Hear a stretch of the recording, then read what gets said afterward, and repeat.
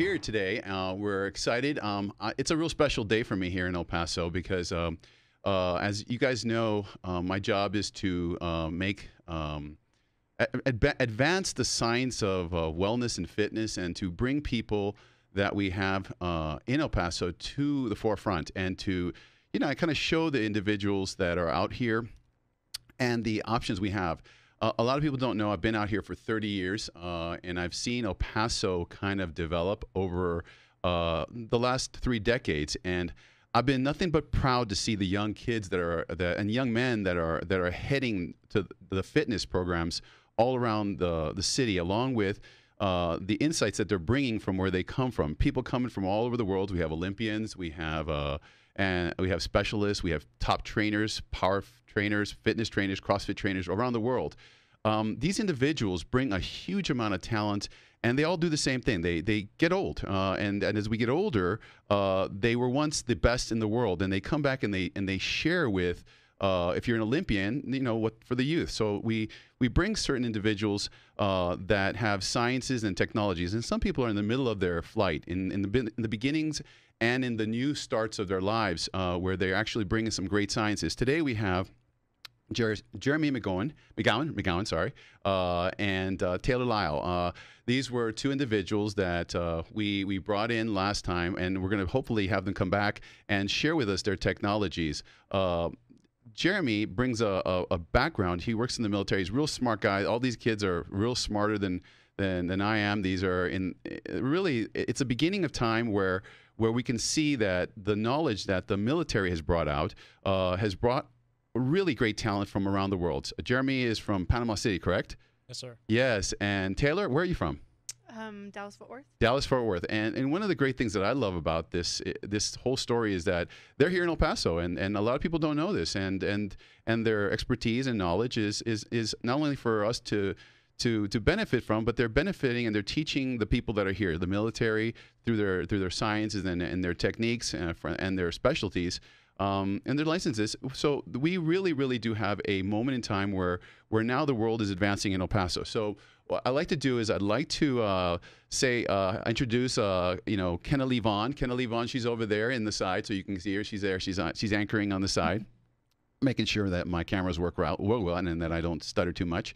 Then we have Taylor Lyle, and we have Jeremy McGowan, correct? Yes? Yes, sir. Okay, and what we want to talk about a little bit about fitness training and the ideas specifically about strength training, nutrition, and as it pertains to collegiate sports, and as well as power training for the military. So these kind of sciences are very important for people to correlate. Now, do they cross lines? They cross lines for athletes in high school. So these sciences and these techniques are going to be good. But I'd like to know a little bit about Jeremy today. Jeremy, welcome to the show, bud. And the people out here watching, and they're interested in understanding what it is that you do. So tell us a little bit about what you do and what you've done and where you came from, and I'll leave it from there. Go ahead.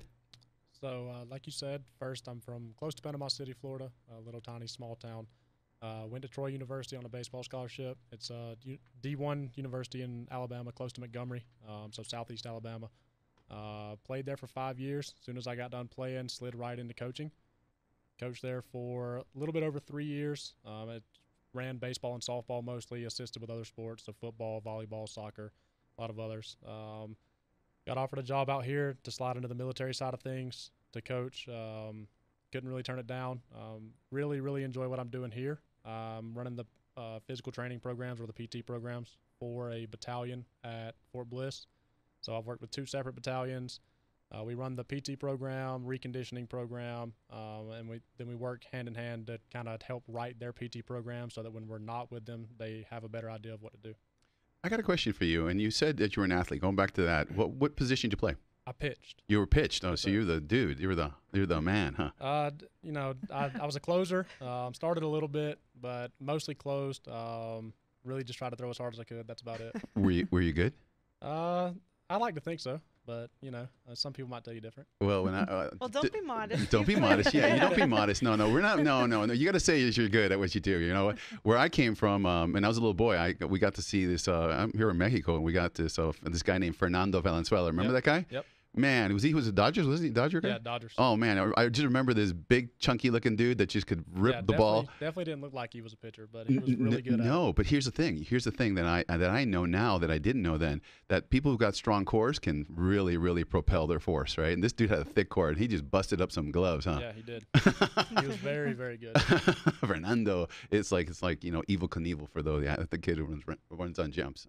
Hey, so let me ask you, what did the military see in you that they wanted to provide for this local community? So the way that it kind of worked, this whole program started as a very small pilot. There were 5 strength conditioning coaches, and that was the first people on the ground. So that was it. And then it expanded. Now there are 60 coaches across a few bases in the U.S. So basically they needed qualified coaches that had an experience. So they wanted guys that had been a strength coach, 3+ years or whatever, to lead the way. The assistants could have a little bit less experience, but had to be certified, had to have a little bit of experience in the field so that they could get some, guys in to run PT programs that were used to running large groups. So they wanted guys mainly from the collegiate sector because we're a little more used to running large groups. The private sector as well, depending on where they were at. Obviously, if they're, only working there for a very small amount of time, it might not be as much, but they really wanted to focus on the qualifications. So having that master's degree and having that certification was the main thing. I'll tell you what. I saw it's clearly that you're really, really smart. That both of you guys have resumes that are just amazing, and I got to tell you, the talent that the military brings to this town is amazing. So don't feel shy. Go ahead and tell people you got the big old masters, because that's huge. Because you're only one step away from a PhD. Let me ask you this, because that's very curious. The military has different departments, different battalions. How many people in the battalion? The one that we were in originally, there was around 410, 450. This one's larger, so there's 5 companies. Each company's comprised of around 100 people. So there's upwards of 550 in the battalion right now that we work with. I'll tell you what, we're used to running a little bit of a CrossFit center. We're actually coming from the Push Fitness Center, and 20, 30 kids at one time is a lot. How can you manage the largeness or the immensity of those groups together? We kind of set up circuit-style training for the most part, so we try to run stations with them. Luckily, I do have another strength coach. It's not just me, so that helps a lot. We split the group up into 2 normally. We'll run a lifting-type station and then a running-type station, and one of us will run each. When we get to about the halfway point, we'll switch. So he'll come over. If I'm running the strength training station to begin with, we'll just flip-flop. So he'll bring his group over to the strength training. I'll take my group to the running, and we'll do that for the last half. So we usually have around, I would say tops, around 80 people in a group would be the most that we would have, and we would have 40 and 40 apiece. Jeremy, so you can pretty much see all these guys in different, I guess, techniques, whether this is a running area, this is a strength area. Mm-hmm. You can see them all in line sight, kind of in the distance? Yeah, that's the goal. So with the strength training section, we set up kind of a semicircle of a station so that I can just walk around the semicircle and be able to see everyone. And then as far as the running goes, it's normally we do more anaerobic style training, so more sprint type work, so that we can be right there telling them, running their rest times, telling them, what time we're trying to beat on the run, whatever it might be, so that we can actually manage it a little more. Wow. Taylor, we're going to get to you in a second there, so go ahead and drink some water. We're going to get to you in a minute there. But I got to ask a question for you. When you look at, as a strength coach, you have a deep-seated philosophy in the way things are done, and I assume, and I don't know, it seems like your beginnings with baseball, correct? Mm-hmm. How do you apply that science and the level of mechanical sciences to the different kind of levels and different type of specialties in the military? Let's say you got some, I don't know what kind of things they do. Let's say the mechanics versus the heavy-duty artillery gunners. How do you change that up for them? So one thing that's really, really changed over for me with baseball to this is, obviously with baseball, I'm working with a lot of overhead throwing athletes. So a lot of shoulder problems, a lot of shoulder stability, things like that I was really trying to work with. Something that I've noticed in this military sector because of the way they've trained for so long, they have a lot of shoulder injuries. There's a lot of shoulder problems, a lot of instabilities as far as they're, way overcompensating. Their shoulders are starting to round from doing push-ups for so many years and not getting the proper training along with that. So having that expertise on that side of things has helped me a lot. As far as training, different types of people. So I work in a BSB right now, so I haven't really worked a whole lot with infantry type people. BSB? It's a brigade support battalion. Okay, gotcha. So we have a lot of mechanics, medics, communications people.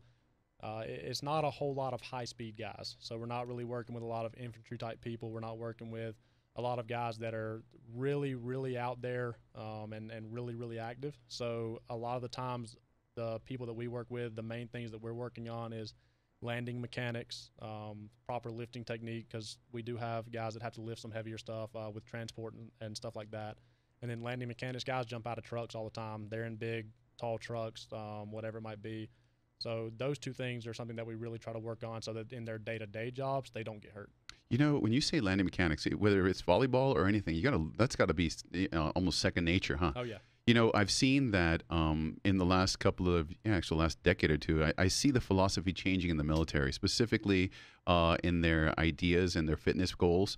Recently, they've done some changes in their new programs where they actually, if you don't pass these certain things, you don't even get the vacation time or even have time to or migrate up in the ranks based on this performance. I've heard a lot about this ruck thing. What is this ruck thing? I heard, how much weight is it? Because they don't care if you're a 180-pound person or a 95-pound lady, they're still going to carry the same weight. So there's different size rucksacks. It can be depending on really what your unit wants for that day or what type of thing you're doing. So I'm sure you might have heard of the Baton Death March that happens here once a year. Yes, I did. So there are two separate standards for that. There's a military light and a military heavy. The rucksacks are different. I don't remember the exact weight, but I want to say it's 40 and 80 pounds. Okay. If I remember right. Could be wrong on that, but it's somewhere around that. And so that's the light standard and the heavy standard. As far as what they do in a normal setting for a rucksack, they kind of set it up for themselves. So basically, if a unit's going on a ruck, they might tell you, hey, load it with as much as you want. Here's how long we're going. Be able to do this in this fast. So they get to kind of pick their rucksack weight depending on what they can handle. Is it 40 through 80 or 40 and 80? So in the Baton, it's 40 and 80. Okay. But if they set it up themselves, they could do 40 through 80. It's just depending on what they want to run with. Yeah, and you know what? What do you look for in terms of an individual in order for them to say, "Oh, this dude's going to just kind of wreck his back, or he's going to mess his shoulders up"? How do you tweak it so that you can kind of help them not get injured? Yeah, so posture is a big part of it. Again, a lot of guys have rounded shoulders, so that translates over into the ruck as well. When they've got a heavy rucksack on their back, they start to hunch over, round their back. Their shoulders are already rounded, so you're putting a lot of stress on the back, which I know you're kind of the guy for that. Oh my gosh, I live with that every day. It's just, yeah. You know, so, oh, you mean how we treat people? Yeah. With your treatment. So I thought I was hunched over. No, with your treatment. So, you know, I mean, you know what that can do to a back. And, you know, so there's an issue that we try to fix. We do a lot of pulling, a lot of rows, a lot of rear delt work to try to get those shoulders back right and stop the hunching, stop the rolled shoulders. So that's one thing that we try to do. And then again, as far as the lower body goes, proper gait is something that we try to work on. The PTs work on that a little bit more than we do, but proper running mechanics, proper gait can obviously help with a lot of hip, ankle, knee issues that a lot of guys have when they're out there because they're on uneven terrain a lot of times rucking. They're wearing their boots. You know, they're not in necessarily the best running gear. So we try to do as much as we can to combat the problems that can cause. I find this to be so amazing that the both of you guys are here. Taylor, I know that you guys work together, and I know we were introduced with you and the vast amount of expertise that you have and shared with us last time. But how do you guys interact? How does the diet world and the physical training world work together with Jeremy's dynamics? Yeah, so we work hand in hand. I mean, you really can't train without nutrition. So I'm out there a lot of times at the PT sessions, whether I'm trying to participate myself or just help the soldiers. So, you know, just making sure that they eat something in the morning. That's a big issue that we see is that they don't have enough energy.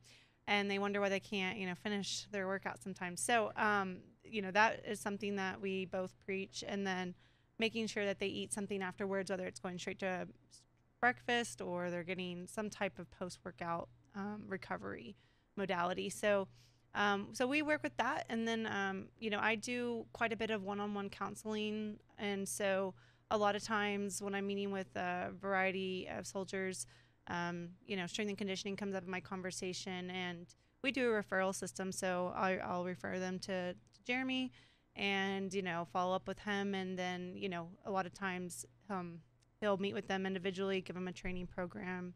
And so we constantly are in communication with the best practices and, how do we work towards the common goal. Jeremy, in terms of when you look at someone and you see them that just they need help, they just are, this kid is he means well, but you can see him falling apart because you get that instinct like this kid's going to blow out of something. He's just not there. He looks ashy. He's not eating well. How do you bring in Taylor in this dynamics in that situation? So a lot of the times I can really see it closer to the end of a workout. Like she said, their energy levels are just low. They can't even, during the break period, they're sitting down, they're laying down, they're trying to drink something and they can hardly drink because their stomach's upset. So I can tell pretty quickly if somebody has not eaten or is struggling with the nutrition side of things. And if that's the case, then I'll tell them, hey, we've got a dietitian, we've got somebody that can help you. I can help a little bit in terms of telling you need to eat something before you come out here, but she can help you, in a better way than I can. Do you guys coordinate a little bit? Kind of like, this is going to be a rough one, okay? We need to, this is they're going to be a lot of them on the floor today. There's there's some times that we can tell. I can tell when I set up the circuit, like, okay, these guys are going to get broke off a little bit. And especially if the ones that I look at and know that she's talked to, I'd make sure with them before those days, hey, did you eat anything? And if not, then, I'll try to help them out as much as I can, like take breaks, make sure you eat something next time though, because this is how the sessions are going to continue to be for right now. Guys, can you feel what I'm seeing, guys? I got to tell you, when I started here in 1991, literally the military treated, from my vantage point, again, I'm civilian and I don't have to follow the rules, but like they're set up there, but I could sense that the world was like Full Metal Jacket. It was real intense. It was a real harsh environment. And as you can tell, these two individuals are the forefront of the military to this day. So one of the things is I have to ask you both one question. Do you guys care about your guys? Oh, yeah. Yeah, of course. Yeah. You know what? I got to tell you, you know what? I see this from the captains now. The world in the military is totally pro their people in a way that I have never seen. Go back 3 decades ago, in 1991, I could not even get my hands on a military patient. They just would not let anyone outside the military take care of the people. Today, you guys are you in the military, both of you? No. No. We're both civilian contractors. Yeah. Contractors see that the world, they're bringing in the outside world. They're also letting the inside go out. It's awesome to see that, because from my point of view, the caring that's involved had to move from the top down, and to have you guys from around the world, there's got to be some amazing crew of people recruiting you guys. And I got to tell you, it makes me very proud, because from the senators, that actually made the Fort Bliss to become as big as it is now, and as it's moved up, you see a lot of kind, caring sergeant, colonels, commanders that really care about their people. And I got to tell you, it makes me feel real cool from an individual out there, because I got a kid who's your age, right? So you guys got to, you guys taking care of them. So it's a great thing. Let me ask you, in terms of focusing on the dynamics of, let's say, over shoulder. You had mentioned that shoulder thing, okay? Going into that particular areas. Now, from my vantage point, I'm a real lover of the shoulder girdle and the way the word and how it works together. When you put something on the shoulder, back in the day, there was one thing that really destroyed everyone's shoulder. People didn't realize this was this military, not military, it was like a football jacket that had weights on it, and they'd load it up in the front and in the back, and you could put on, some weights on it. These people had shoulder problems because of the pressure on the acromion, on the clavicle, and this happened. How is it that you kind of prevent a shoulder injury in terms of what you've seen when they wear things that are compressing them like a rucksack? So part of that is the way they wear their rucksack. Our PTs do a really good job of demonstrating to them the proper technique of how to wear a rucksack, how to tie it down the right way so that it's not putting a lot of pressure on their shoulders. That's not something that necessarily I do, but that's one way of combating it. As far as my role in it, I'm really just trying to strengthen the whole shoulder girdle and that whole area, the upper back, the upper traps, whatever it might be, to try to take some load off so that they have a little bit of a shelf or something to sit it on. So we do a lot of like I said, rear delt work. We do a lot of rotator cuff work and a lot of trap work as well, so that they do get a little bit of that shelf. All right. Well, that gives me a good understanding as to what's going on. I want to know the difference between a NCAA Division I athlete and the military athlete. How do you go about training? And we'll start like, what are the similarities? And we're going to try to look at the differences too, to contrast specifically in that science. Go ahead and tell me a little bit about what you do with your philosophies. So similarities wise, I would say the main things are their want to. A lot of times the military guys, the ones that are a little more high speed, they really want to get after it in PT, right? So they're wanting harder sessions. They want to sweat. They want to feel like they got something done. The NCAA guys are the same way. You know, they don't want to come in and do one exercise and be done. They want to lift heavy. They want to get big. They want to get strong. And it's the same way here. The only issue is here the training age is so much lower as compared to an NCAA Division I athlete. So when I would get a guy at college, 18-year-old, but he came straight out of a high school that was a 6A, 7A, 5A high school, some bigger school, played football for 4 years. He's been working out since he was in 8th grade. These guys come here, and I've got a lot of people that are 30 years old that didn't play sports in high school that have been in the military since they were 18, and they've been training wrong for 12 years since they got in the military. So their true training age is really nothing. They don't really have good movement patterns. They don't have an idea of really how to lift. They don't have an idea of the right way to warm up, the right way to cool down, anything like that. So it's a lot more teaching here as compared to I could really get up and running at a Division I school like I was at in about 3 or 4 weeks. I was up and running, had guys going full speed almost. And here it's a lot of teaching. Jeremy, do you work with the reserves also? I do not. So we're just with the active duty. The active duty guys? Yeah, we're just okay. with. So you mentioned 30 years old. Okay, how does that work? And what's your approach for a 30-year-old versus an 18-year-old that's got to do the same procedure? The 18-year-olds are a little bit easier to teach. Their movement patterns are a little bit easier to pick up on because they haven't been doing it wrong for so many years, right? So if an 18-year-old, and this is true across any population, whether it's military or whatever, these guys, it kind of sticks a little faster, right? So you teach them something 2 or 3 times and they might have it.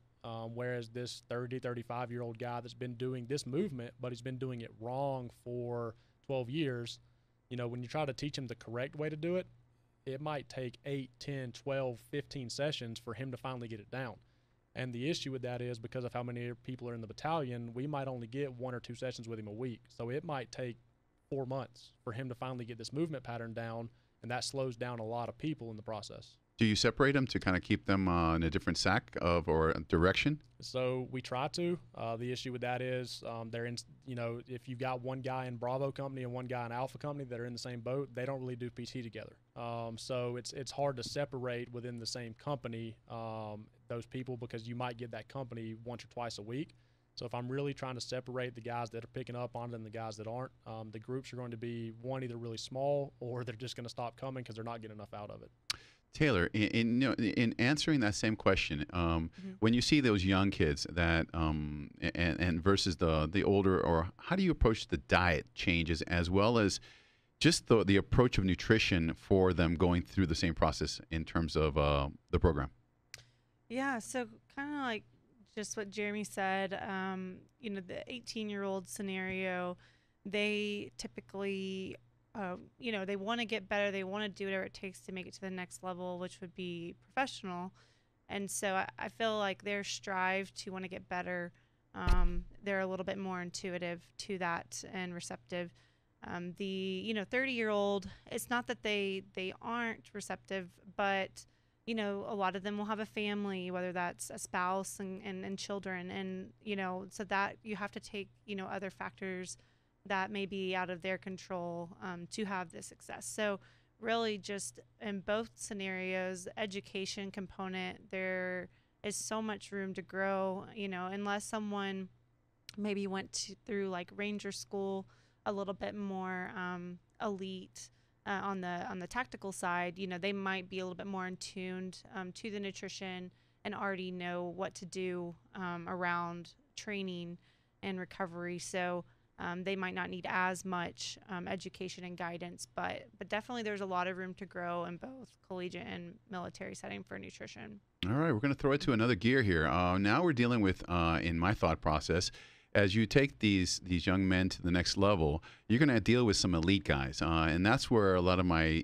kids here, the Division I athletes, they correlate. And I got to tell you, from what I've seen, because I treat quite a few of those strange cats that go off to their journeys and they go into their the jungles. These are different kind of characters. They have different mindsets, and they are at the highest level. Some of these guys are literally in their late 30s, and they're just like you can see it in their eyes. They're just ready to go climb trees, get in the jungle. These individuals, these elite, these tactical guys, these ones that have percolated up to the highest level. How do you work with those individuals, and what do you do in terms of trying to maintain them at their sharpest level? So those guys are a little bit more, obviously, like you said, they're high speed. So they are more like working with a Division I athlete. Honestly, there's been strength and conditioning coaches in the special ops side of things for years and years. They're a lot more in tune with that side of things, with knowing the proper technique, knowing how things are really supposed to work, and knowing how they're supposed to feel. So, if they have a problem, they're a lot more likely to either know if it's pain or an actual injury. They can actually handle the two of them, whereas guys that are not used to working out, to them, having pain and being sore the day after a workout, they're hurt. These guys are a little more in tune with their body, and they're a lot more likely to be able to push themselves through your workouts. So you can go a lot heavier with them. You can do more of a, true tier-based or strength-based or whatever it might be program that you want to do to get them better and better. When I was going to college, there were these programs that came out, strength training programs, where you could actually calculate how strong an individual was if they followed this tier. Go through these many deadlifts, do it this way, do it these reps, and over time you were going to go in a linear progression upwards. It was amazing that you could actually do it that way. Do you feel that if you push these athletes, you watch them improve, especially the top tier ones, that you can actually push them to, an amazing level of accomplishment with tough training? Yeah, I think so. With the way their schedule works, so there's a lot of different ways to train. There's a lot of different types of training as far as the way you want to lay the program out. For them, like you said, the linear progression that you're speaking of, that's kind of the way to go for those guys. So you might get them for an 8-week period, and then they might redeploy, right? Or they might be on a mission, and the mission might only be 2 weeks long, but during that mission, they're not focused on strength and conditioning. They're focused on their mission. They're getting it done. So, when they come back, there's kind of got to be a reset. So you can't really get into a true tier-based system. You can't really get into a true conjugate method system. You can't do things like that because of how their schedule lays out, because of their battle rhythm. So that linear progression with them is really the way to go, in my opinion. And you can really ramp up the intensity and hopefully, have enough time to ramp up the intensity and get them ready for their next mission. You mentioned something about a conjugate system. What does that mean? So conjugate is Louis Simmons' West Side Barbell. It's a full body deal. It's dynamic effort, max effort, and rep range effort. So basically the max effort is absolute strength, right? So you're going to get a high weight for a low amount of reps. The dynamic effort is more of your power type stuff. So it would be more of your, maybe your cleans, your snatches. It can be a lot of different things, but those are just things that naturally come to mind with those. So it's a lower weight, but also a lower rep. You're trying to focus on high speed, so you're moving that as fast as you can. And it can be done with your power lifts as well. It can be done with bench, deadlift, whatever. And then your rep range is more of your high rep. So that's when you're getting more into that bodybuilding reps. So you're going to 8 to 15 reps at that little bit lower weight. You're really working on that hypertrophy and focusing on the pump, really. There's a lot of theories here, and that I can see that you have at your literally at your fingertips, depending on who you're doing and who you're working with. I got to be honest with you. When I first started fitness training, there were very few theories. 4 theories. One was you pyramid, maintain strength, just to do for reps, and to negatives and these kind of things. There's millions of ways to train someone in agility, and lots of ways to do a repetition. Taylor, in terms of, let's go to the mind of those extreme athletes. These are the guys that they know their body. Okay, how do you supplement or help them in terms of nutrition so that they can be the best that they can be? How do you tweak their amazing dynamics?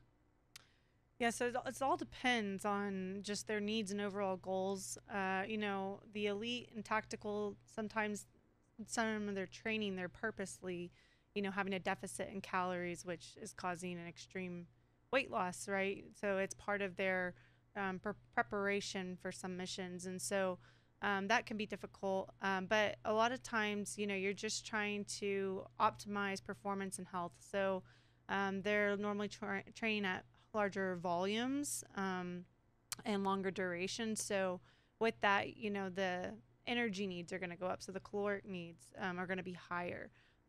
Some can be as high as 4,000 to 5,000 calories in a day versus someone that might not train as much might be more along the lines between 2,000 and 3,000. So really just making sure that they, one, are meeting their energy needs. And then two, if someone's trying to get, gain weight, just maybe stay the same weight, lean up a little bit with leaner mass, then we'll definitely look at things like, okay, how's your protein intake? Is it adequate?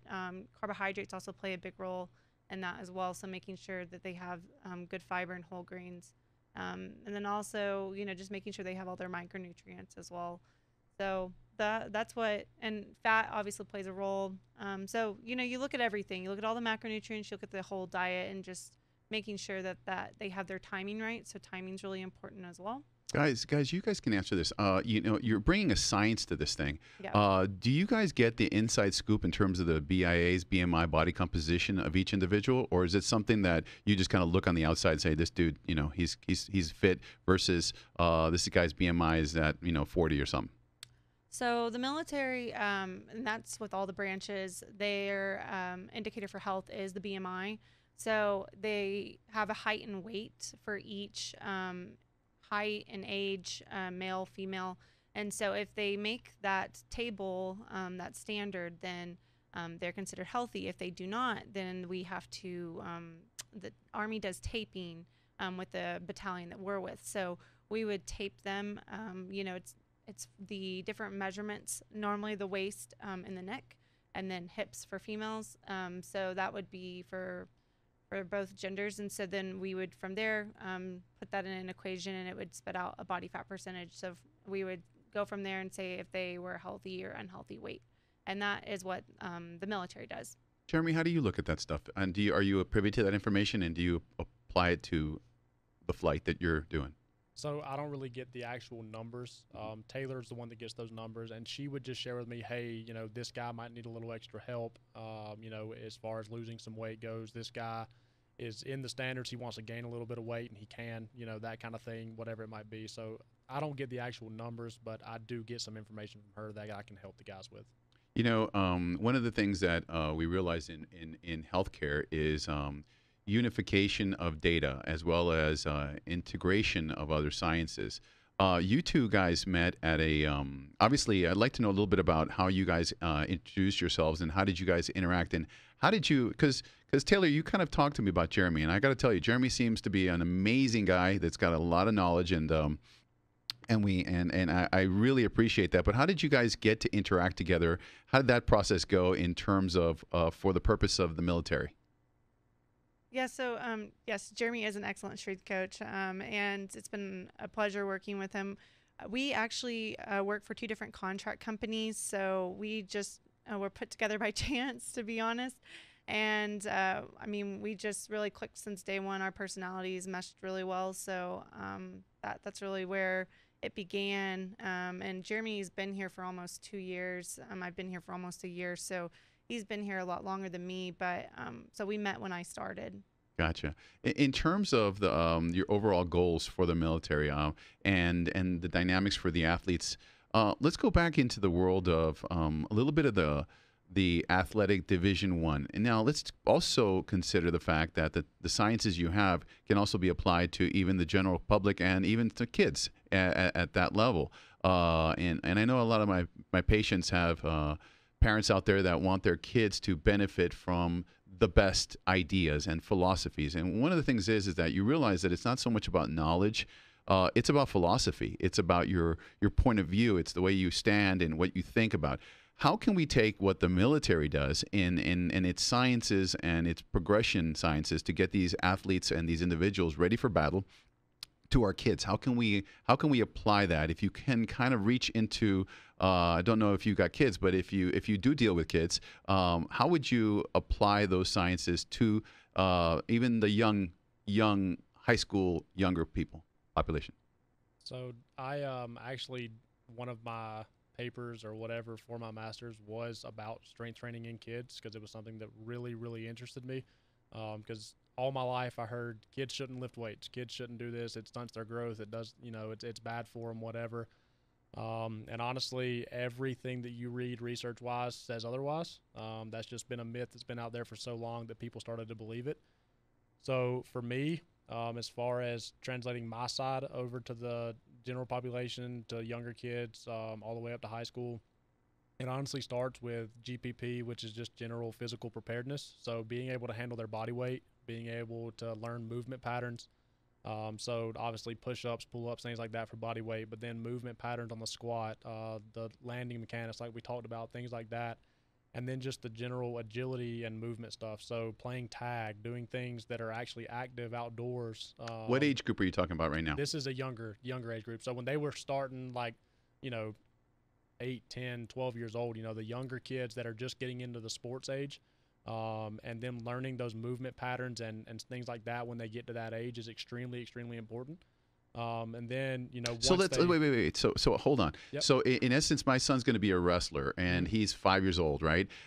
Take me through what you would, as a parent, kind of guide me through what you should put him. Should under a squat rack, or are we tumbling class?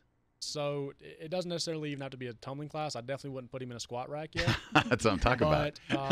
But there can be some things that are done to teach the movement patterns. So have him just practice squatting and making sure the knees are pointing out over the toes. He's not getting valgus knee. It's not caving in. He's not, when he's walking, his gait pattern's good. When he's running, his gait pattern's good. When he's planting his foot to, stop and go playing tag with his friends, he's, actually planning, sinking into that hip and driving off. There's little tiny things that you can look at that can help with those movement patterns as they get older, and hopefully combat the chances of injuries as they get older. And then as they get older and those movement patterns are more ingrained, then you can start adding some weight to stuff. You can start doing, even just goblet squats is where I would start. So a kettlebell or a dumbbell holding a single thing, so you're not actually loading the spine, things like that, and floor press and, med ball throws and different things like that where you're adding weight. Once those get learned and more ingrained, then you can start getting into the bigger lifts. You get to the big three, the squat, bench, deadlift, the Olympic lifting type stuff, whatever it is. Taylor, he is good, huh? He Yeah, does know. he He does know. Hey, Kenna, what do you think about little Lincoln and the future one? I mean, my poor child. He's 1, almost 2, and he falls all the time. And I was like, gosh, little kids fall.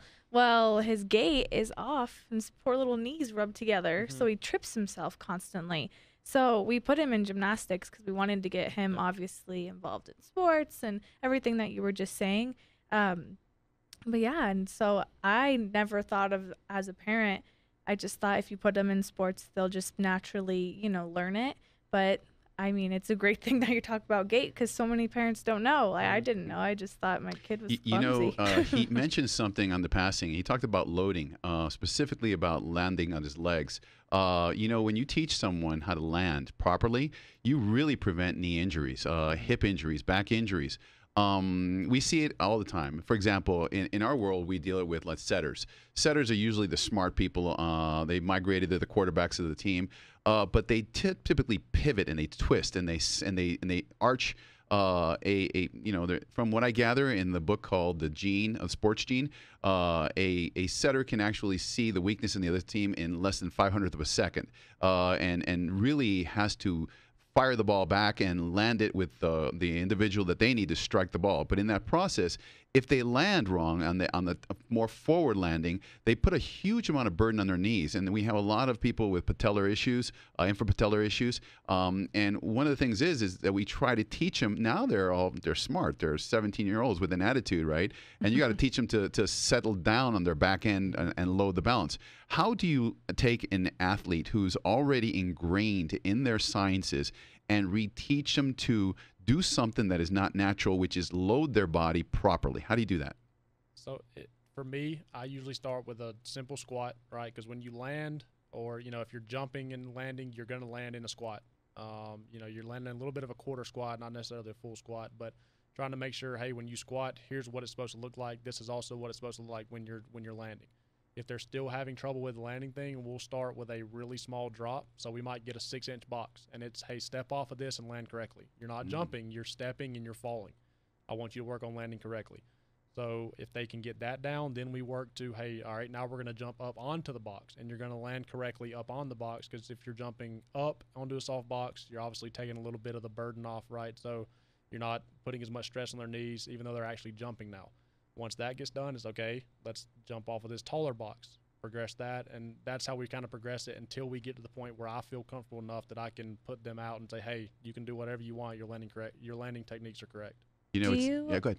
Do you ever have problems with people wanting to do that? Like, do they kind of fight you thinking it's dumb, or they don't want to waste their time doing it because they don't see the value? Or do you usually have people who understand where you're coming from and are willing to work through that? So I was lucky enough at Troy, the university I was at. I played there and slid right into coaching. So the guys that I coached knew that I kind of practiced what I preached, right? So they would listen to me pretty quickly. Same way with the softball team. I knew a lot of them when I played, so same way there. Here, it's been the same way, really. They're all new to what I'm doing, and, I kind of throw out some sciencey terms at them. They see I know what I'm talking about, and they just trust it. So, right. I've been lucky enough to not have much pushback in that area. I know it can happen, and, if it does, my advice would just be try to explain to them in layman's terms, just kind of slow it down for them, make them understand, hey, I'm trying to make sure you don't get hurt, and try to go from there. Taylor, you're talking this is amazing stuff in terms of its dynamics and specifically for recovery. How do you guys play into kids or young men that are injured in the nutrition component? How do you help them? How do you support the dynamics from the nutrition component? I know we talked about it a little bit, but can you go back into it and talk about the things that you look at the micronutrient level as well as the macronutrient level to get these guys to be able to sustain the loads that they're going to be under and provide them their best option? Yeah, so it goes back to recovery nutrition, the nutrient timing, and making sure, you're breaking down your muscles when you're working out and you're trying to build them back up, grow. And so, what's going to do that is protein and carbohydrates. So making sure you have a 3-to-1 ratio of carbohydrates to protein. That's going to help them replenish their stores, their energy stores, and also build muscle. And then from an injury standpoint, it's just, again, making sure that they, depending on the injury, will depend on the prescription for nutrition. But overall, you want to make sure that they have enough energy needs first and foremost. They're going to be less active typically. So, you might not need as high of calorie needs that they would when they would be training. Same with carbohydrates. It is your primary energy source, but you're not going to be training as hard. So typically that is going to be lower. Now your protein needs are going to be almost twice as high as they normally would be to really make sure that you're, getting the growth and nutrients you need for the protein and for the muscles to just recover from the injury. And then fat also plays a huge role as well. So, and then micronutrients, you're going to look at, your B vitamins, zinc, vitamin C, vitamin A, magnesium. Those are all going to help in the wound healing, injury recovery aspect as well. And then also immune support, which is really important. Jeremy, thank you. But Jeremy, they're leaving now the day. They're all exhausted. They're all whooped on, right? What are the words of advice that you give them about what they're going to eat tonight? And let's say you got an individual they just look bad. And what do you tell them? How do you tell them to recover? I guess is a good word. So for me, I try to preach high carb, high protein once after. So obviously, like she said, protein plays a big part in the recovery side of things. And they just depleted a lot of their carb sources during the workout. So that's really what I try to preach. Our sessions are in the morning, so a lot of times they've barely eaten anything like we've made mention to before. And if they have, it's a lot of times not enough. So I try to preach, hey, go to the DFAC, get food, get oatmeal, get whatever you can, get some carb sources, get some protein, get some eggs, get an omelet. They make you omelets in there. I know they do because I've been in there. Eat one, get something that can actually help you recover from this workout. You mentioned they would sometimes show up without eating properly. That's a problem with a lot of the athletes. So they're especially the younger ones, they want to look good. For some of the ones like in volleyball, but some wrestlers, they got to have the basics too. And for different types of athletes, different things. For the population that you're dealing with, in order to get them better, what is the baseline good level of carbohydrates, and what type of drinks or what kind of foods do you offer or recommend them at least get in that much so that they don't end up totally running and being depleted by the end of the program? So they'll need 30 to 60 grams of carbohydrate, 30 minutes up to an hour right before working out. And like Jeremy said, a lot of times the workout's at 6:30 in the morning. So you're not going to have the ideal scenario where people are eating 3 hours a meal before they, train. So when you just went, I'm sorry. So when you said that 30 to 60 grams, so Yep. so 120 to 240 calories just to start up the engine, right? Is that right? Is that a good fare? Yeah, so that is fair. So what that looks like is 30 grams could be a banana. Okay. Or it could be a couple slices of toast. You typically want something that is going to digest very well. So that's going to be low in protein, low in fat, and low in fiber. So that is going to be a carbohydrate source. You're going to want to isolate that to carbohydrate to avoid any digestion issues. So for people that can't handle solid foods as well, I always recommend liquid. It's already converted. So something as simple as a 20-ounce Gatorade. If they can take something a little in between solid and liquid, applesauce pouch. There's so many varieties at the grocery store now for kids or adults. And, just taking one of those applesauces will also help meet that need. As you start your training program in the morning, what kind of things do you do? How do you ramp up the training program, Jeremy? I'd like to know a little bit about that. Like, take me through a day in your world. So with ramping it up goes, like I said, we might get guys once or twice a week. So it's a very, very slow process. It's also dependent upon their battle rhythm. So, we might get guys, say, twice a week. Say we do happen to get a group twice a week, which is what we were at the old battalion. We get every company twice a week. We might get them for 6 weeks, and then they're gone for 3 weeks doing a field training exercise, and they completely detrain, right? They're doing nothing but sitting there for a lot of the time and, practicing military type stuff. They're not getting any physical training in. It's not mandatory out there. It's not necessary, so nobody does it. And they can't really shower, so nobody really wants to get sweaty and stuff, right? So at those 3 weeks, when they come back, we kind of have to reset. So there's not really that much of a ramp up. It's a lot of general physical preparedness stuff. We do a lot of body weight stuff, and then a lot of the big three. We try to progress those as much as we can. So like right now, because we just kind of restarted with this battalion with the whole COVID thing going on, we're doing a lot of goblet squats. We're doing trap bar deadlifts are extremely important. That's going to be in their new PT test. What was that? Was that again? Trap bar deadlift. Trap bar deadlift. Hex bar, trap Okay. bar, different names for it. But we do that. And then right now we're doing floor press. And we're planning to progress the goblet squat into a front squat to back squat, right? So that'll be the progression there. The floor press will progress into the bench press. Are those the three that you're talking about? The three? Yeah, so those are kind of the big three: is your deadlift, your squat, and your bench. So that's your main three strength lifts, right? That's what everybody wants to be good at. So that's the three that we kind of focus on, but we'll set up circuits around that. So if we're doing say a floor press, right? We'll try to do some kind of a pull with that, whether it's a rear delt or an actual row. So it might be a kettlebell row, dumbbell row, something like that. And then we'll do a lower body exercise with that. So we try to go full body every workout session. So we're getting upper, lower, and core. We try to do the main lift is for strength. So if it's floor press, squats, or deadlifts, it's more of your strength-based stuff. So it's more of that max effort. So it might be sets of 4, sets of 5, something like that with a heavier weight. We try to work up to a heavy load.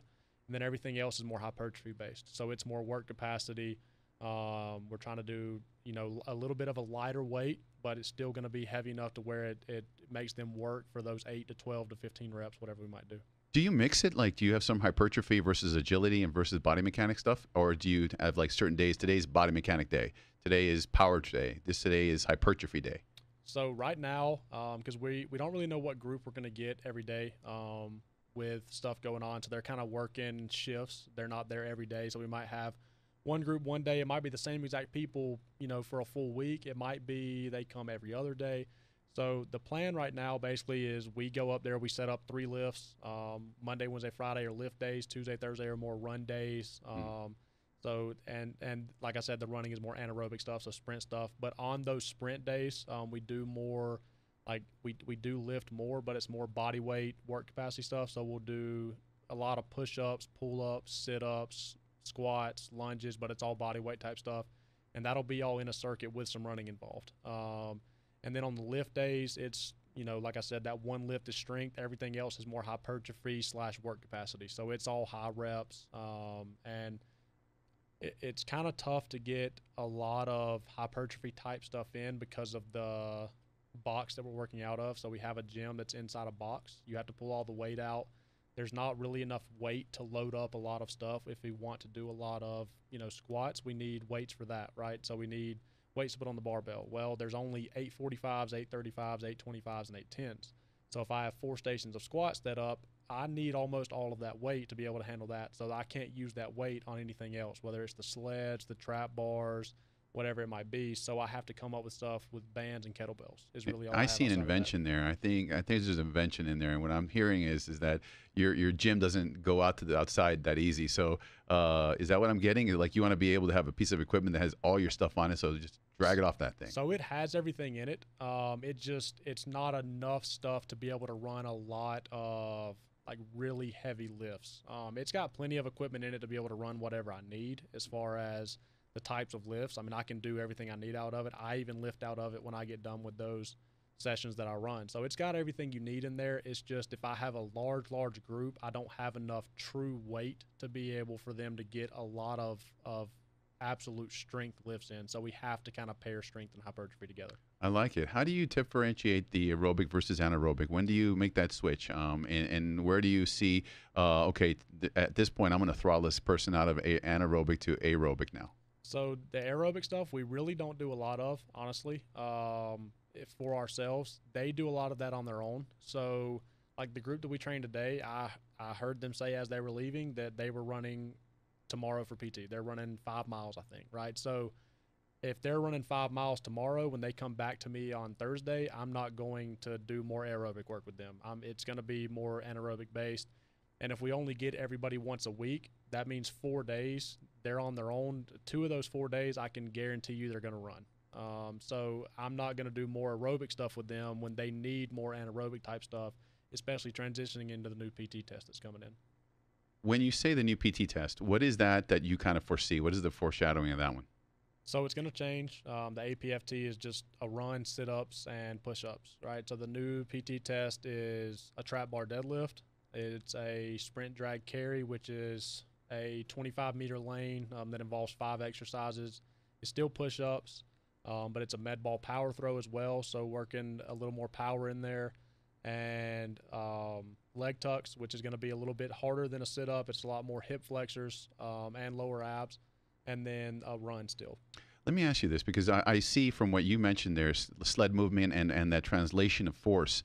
Obviously, the core is going to be a huge part of all those movements, because I could see, power lifters notorious for being powerful, but and athletes and bodybuilders are notorious for being powerful, but they don't translate weight and power well, because their core ends up being a weak component. In that sled, in that movement of translation of forces, what I'm getting is that the military now sees the huge importance of being able to push and move dynamics across the distance, right? At the same time, like sled movement, right? Is that what I'm getting? Or is that, and how is it that we can strengthen their core?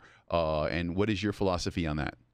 Yeah, so the military really just wanted the test to be more athletic-based, strength-based, movement-based than it is right now. Because, like I said, right now it's push-ups, sit-ups, and run. That's it.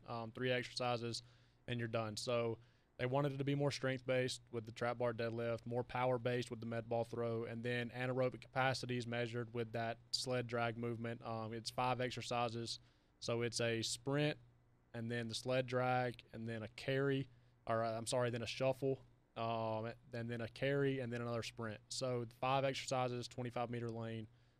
So it's a lot more anaerobic capacity. You have to be able to transition from that into the aerobic run, which is still a 2-mile run at the end.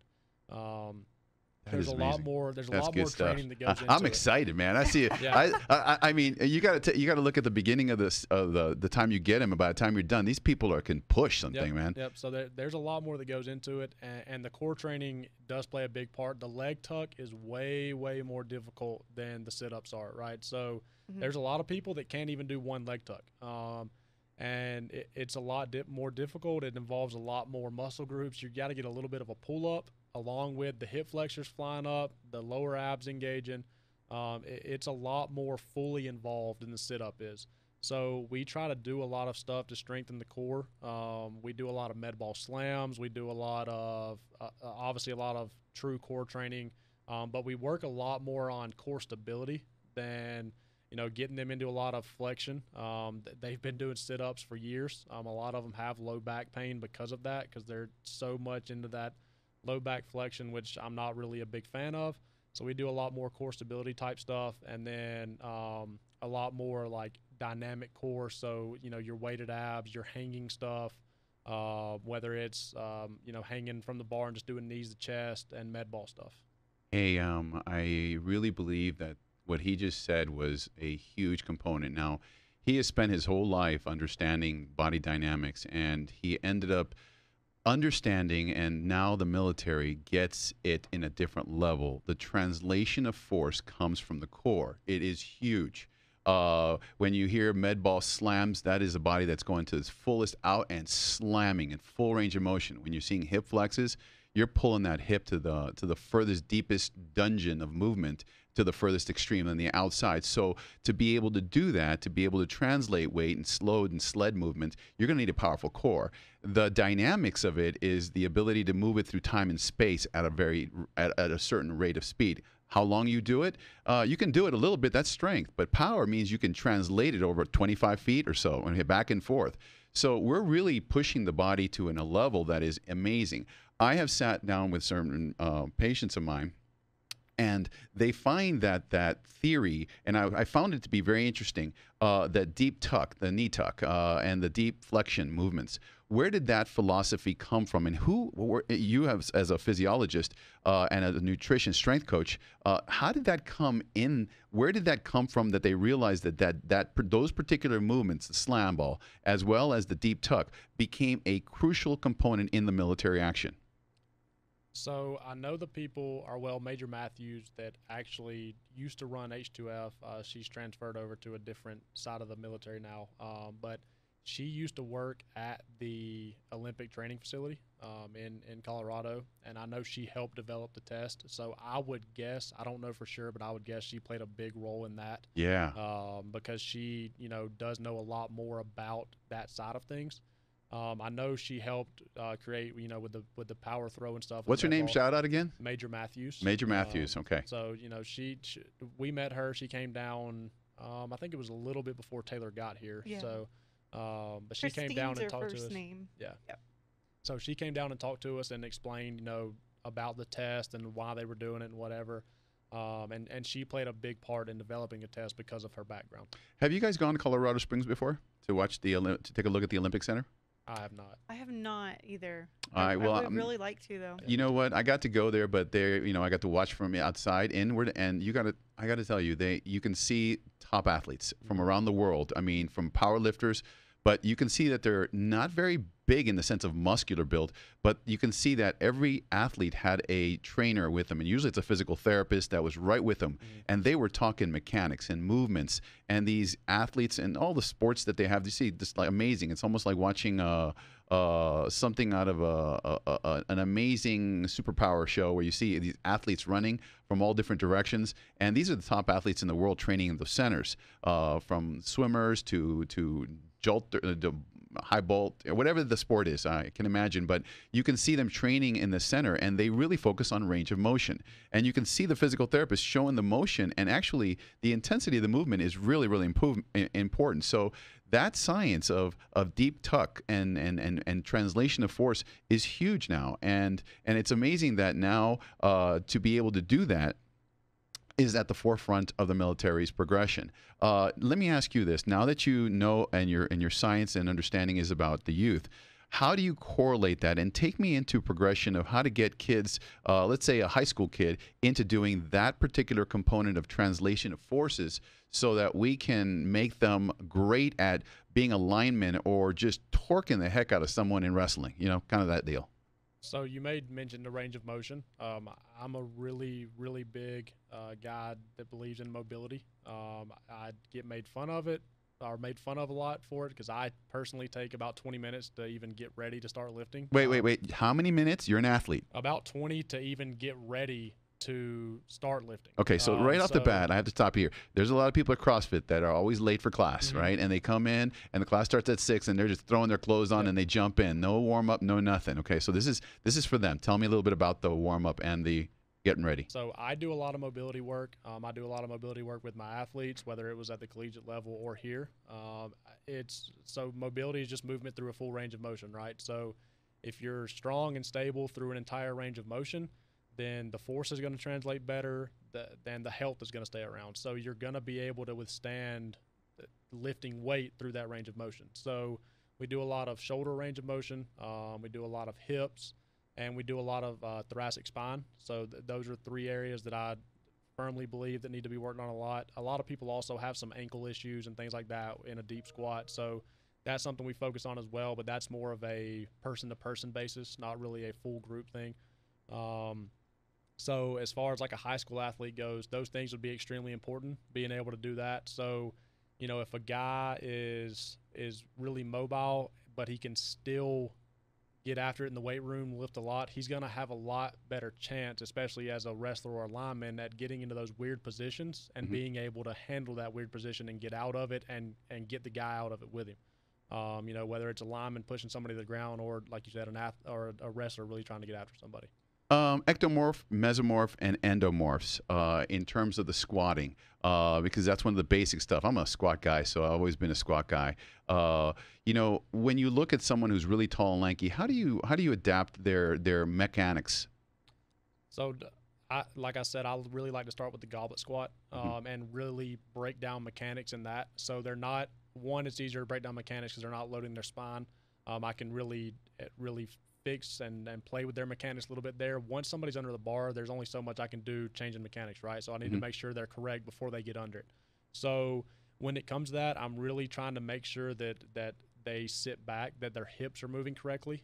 They're not first creating the knee bend. So a lot of tall guys create that knee bend first because they think I have to get down.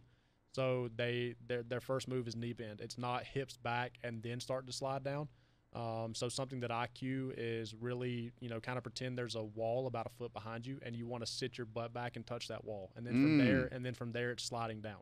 Nice. That's something I like to cue just to get that first movement to be the hips. A lot of guys, like I said, bend that knee first, and if they do that, then they're going to sit straight down. Their knees are way out over their toes. A lot of times because of that, they're getting a little bit of inversion in their ankles, so it's going to cause a lot of different issues with that.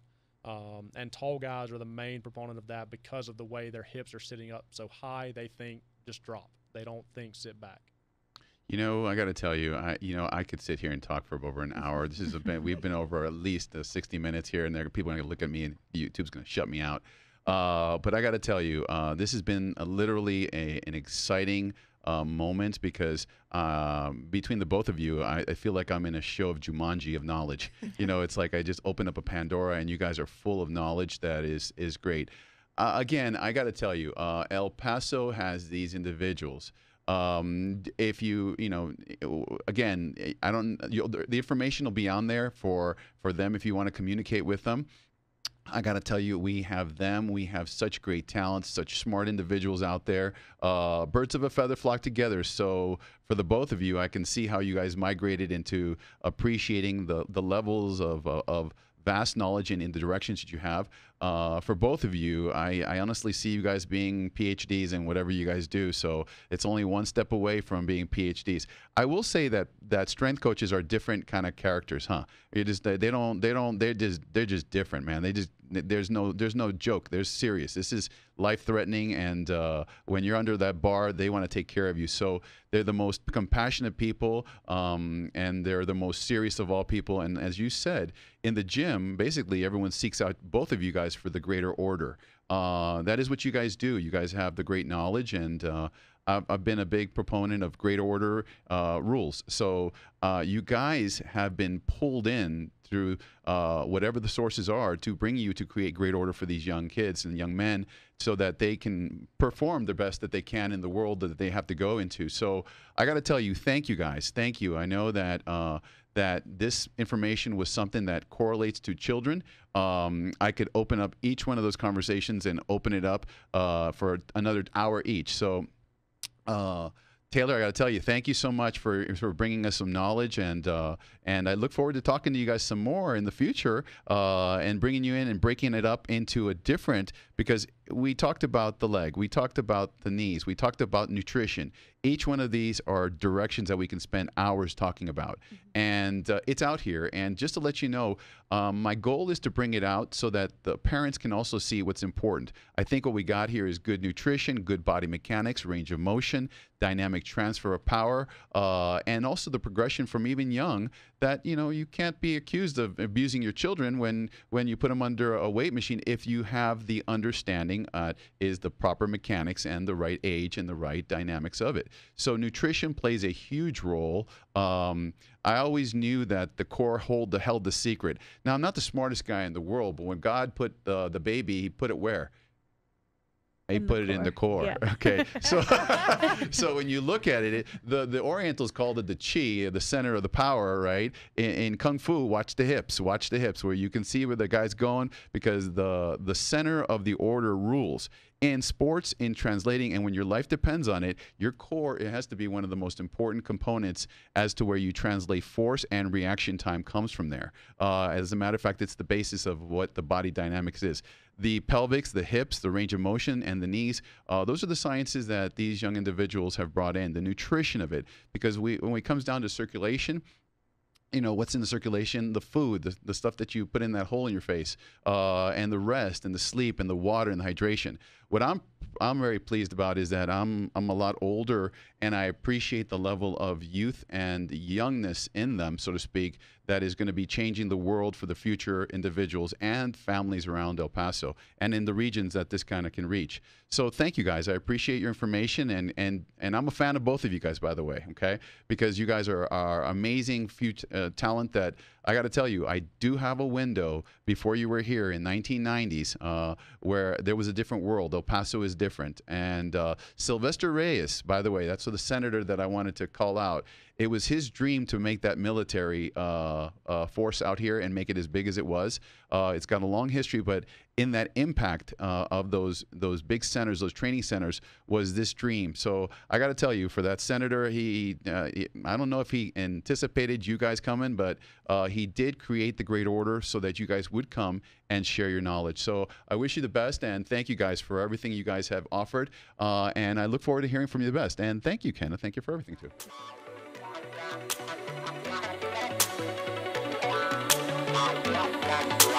Yeah.